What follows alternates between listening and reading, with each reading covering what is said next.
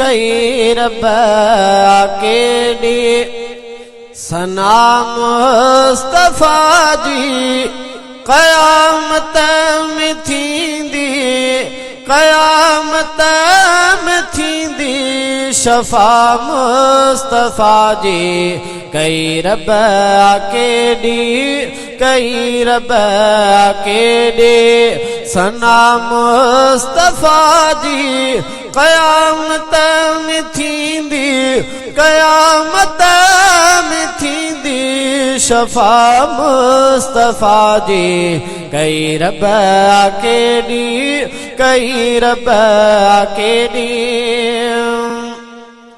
ज़हर थियो ख़त्म अखियों बे सही थियूं ज़हर थियो ख़त्म अखियों बे सही थियूं वैल बापण जी वैल बापण जी दवा मुस्तफा जी कई रब केडी कई रब केडी सना मुस्तफा जी क़यामत में थींदी क़यामत में थींदी शफा मुस्तफा जी कई रब केडी कई रब केडी खुदा मुझे उम्मत जहन्नम मां कढ तू खुदा मुझे उम्मत जहन्नम मां कढ तू खुदा मुझे उम्मत जहन्नम मां कढ तू कबूली दो रब हिया कबूली दो रब हिया दुआ मुस्तफा जी कई रब केडी कई रब केडी सना मुस्तफा जी क़यामत में थींदी क़यामत में थींदी शफा मुस्तफा जी कई रब केडी कई रब केडी सहाबा सां गॾु गॾु पत्थर पेट सां सहाबा सां गॾु गॾु पत्थर पेट सां अजब आहे बेशक अजब आहे बेशक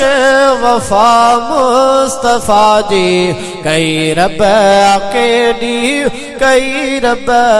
केडी सना मुस्तफा जी क़यामत में थींदी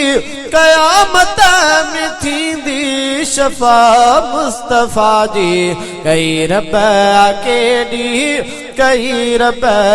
केडी टुकुर चंड थी पियो पेरिया क्यों इशारो टुकुर चंड थी पियो पेरिया क्यों इशारो अजब आहे बेशक अजब आहे बेशक अदा मुस्तफा जी कई रब केडी कई रब केडी मोहम्मद जो दामन छड़ियो आ न छड़बो मोहम्मद जो दामन छड़ियो आ न छड़बो मोहम्मद जो दामन छड़ियो आ न छड़बो कभी पैरवी सदा मुस्तफा जी कई रब केडी कई रब केडी सना मुस्तफा जी क़यामत में थींदी शफा मुस्तफा जी कई रब केडी कई रब केडी हफीज़ा है नौकर मोहम्मद दरजो हफीज़ा है नौकर मोहम्मद दरजो हफीज़ा है नौकर मोहम्मद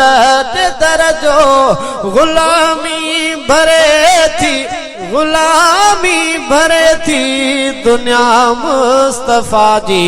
कई रब केडी कई रब केडी सना मुस्तफा जी कयामत में थींदी कयामत में थींदी शफा मुस्तफा जी कई रब केडी कई रब केडी।